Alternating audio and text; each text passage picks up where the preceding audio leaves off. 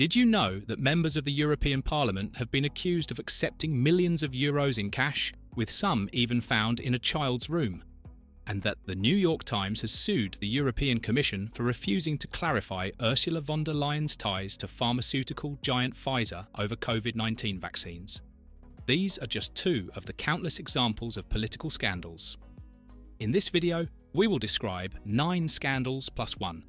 These cases range from corruption and bribes to issues unrelated to money, but which have still damaged the credibility of certain politicians. Surely there are many more, some even more serious. Write in the comments about other scandals you know. Welcome to Amazing Europe. Number 1. Qatar-Gate. We had to start here. At the end of 2022, Belgian police launched a series of raids that uncovered a shocking corruption network. Members of the European Parliament, including then Vice President Eva Kaili, were accused of accepting large sums of money and unimaginable gifts from Qatar and Morocco. The alleged goal? To influence parliamentary decisions in favour of these foreign powers. And we're not talking about pocket change. Police seized over 1.5 million euros in cash, found in suitcases, apartments, and even, believe it or not, in a child's room. The ongoing investigation has revealed a complex web of alleged bribery, money laundering, and organised crime. Key figures like former MEP Pier Antonio Panzeri, who admitted guilt and is cooperating with authorities, allegedly acted as intermediaries, channeling funds and favours between Qatari and Moroccan officials and MEPs. The accusations include attempts to influence human rights resolutions, aviation agreements, and even World Cup-related communications.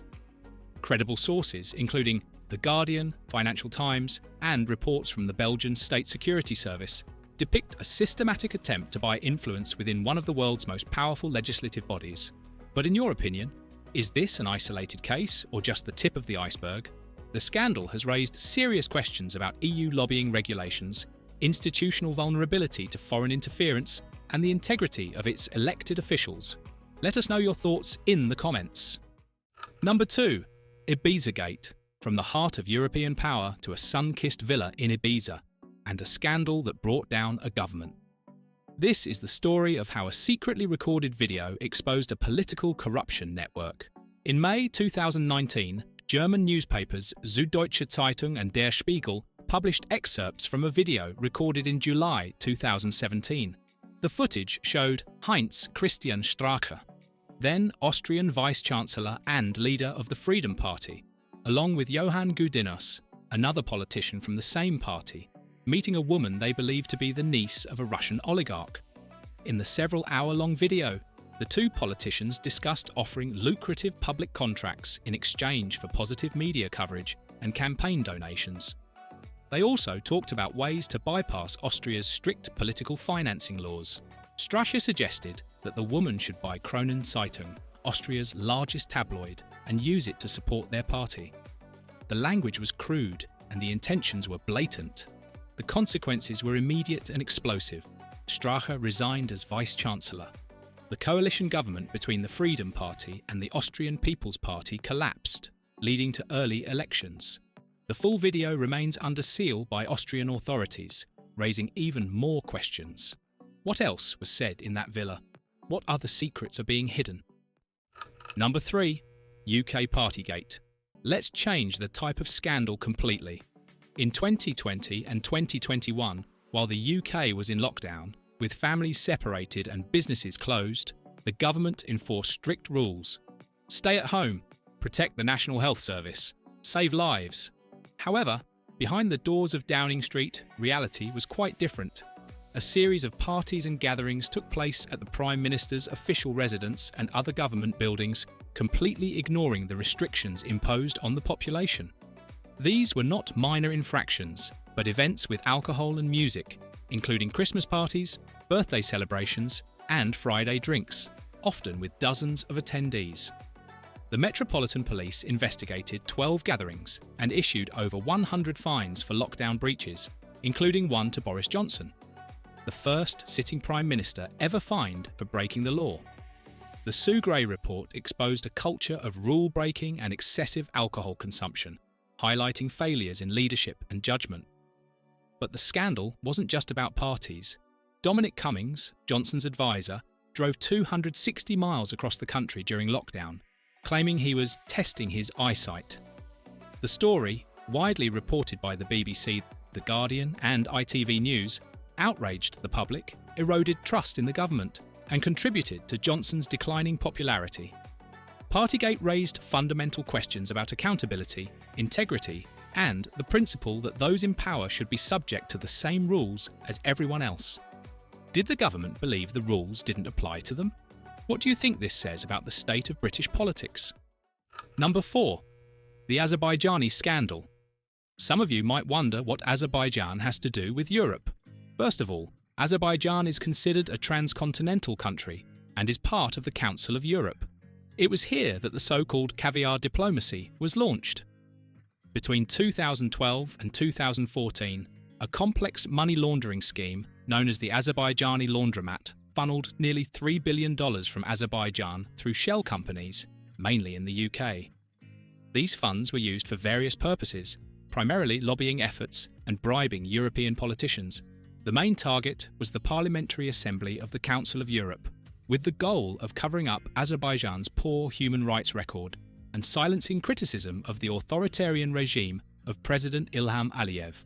The method used, called caviar diplomacy, involved a systematic campaign of lavish gifts, luxury trips, bribes, expensive carpets, jewellery, 5-star hotel stays, and large quantities of caviar.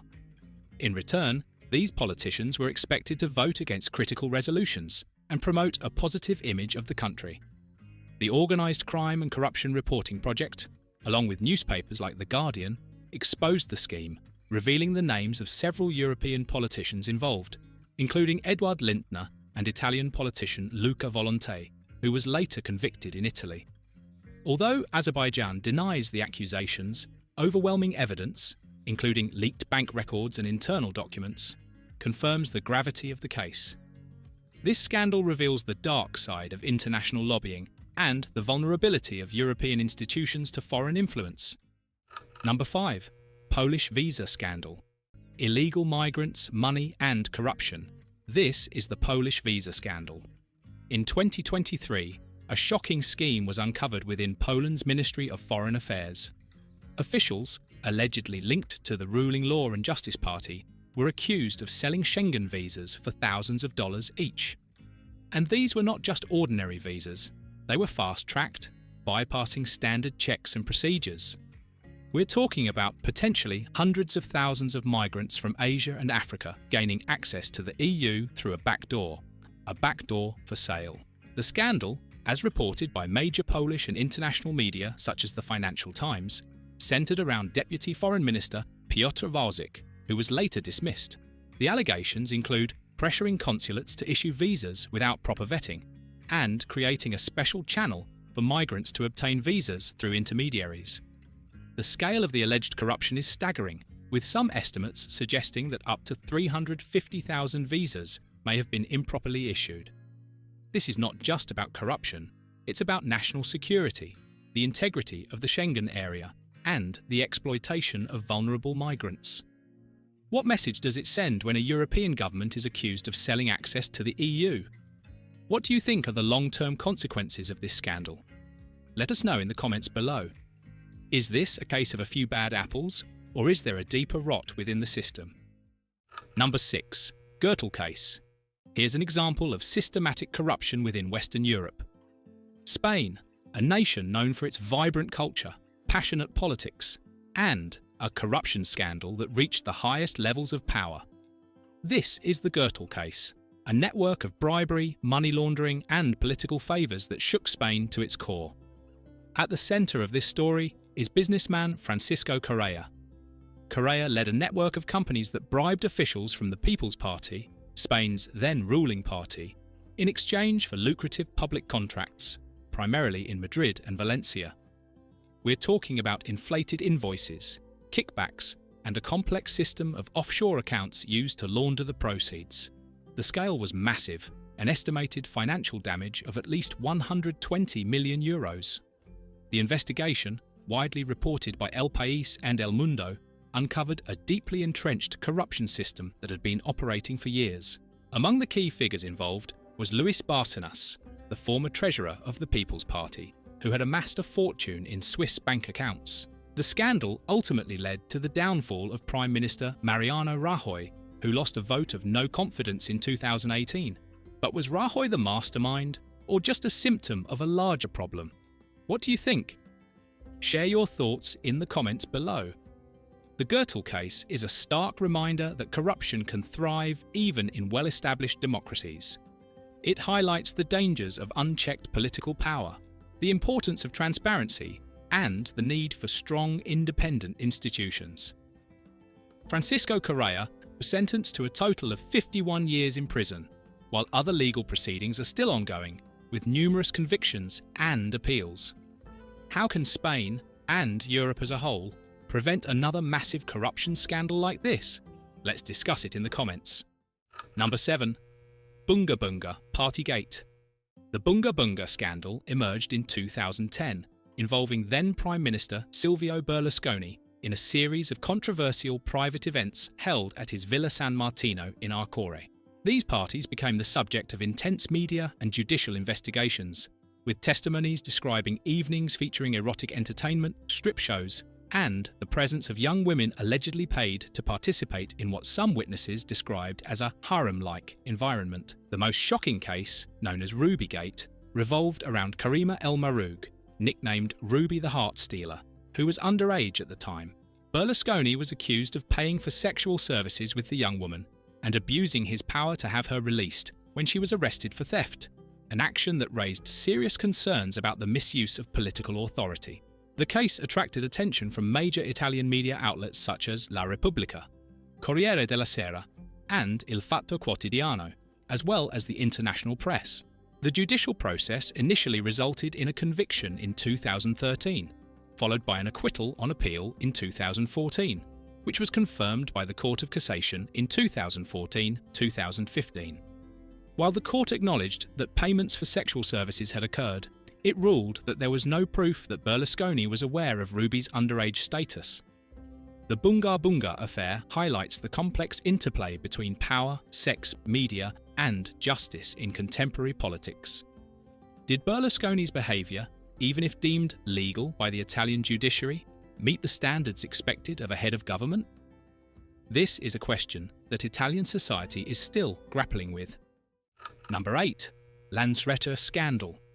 This was not a scandal about money, but about power. Iceland is synonymous with legality and modern democracy. Yet, even in this seemingly pristine corner of Europe, a scandal erupted that called into question the very foundations of the rule of law. This is the story of the Landsretter appointments.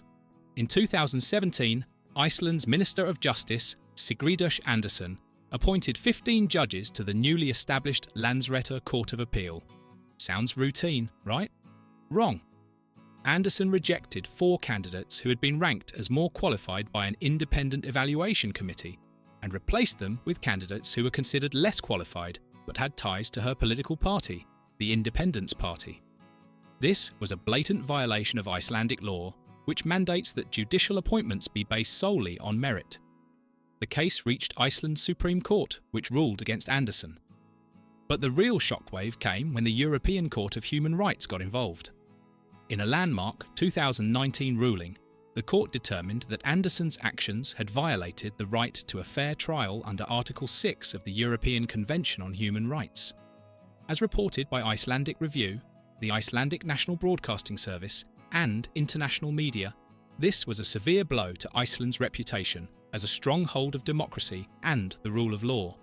This politician was essentially attempting to fill the courts with her allies, undermining judicial independence. Have there been similar scandals in your country? Share your thoughts in the comments. Number 9. The 2020 Belarusian elections. This event is entirely different from the previous ones. It strikes at the very heart of democracy. In August 2020, Belarus held its presidential elections. The incumbent president, Alexander Lukashenko, often described as Europe's last dictator, claimed a landslide victory, extending his 26-year rule. However, the opposition, led by Sviatlana Tsikhanouskaya, an English teacher who ran in place of her imprisoned husband, denounced the results as fraudulent. Independent observers, both national and international, reported widespread evidence of electoral fraud, including ballot stuffing, voter intimidation, and result manipulation. The response was unprecedented. Hundreds of thousands of Belarusians took to the streets in peaceful protests, demanding free and fair elections.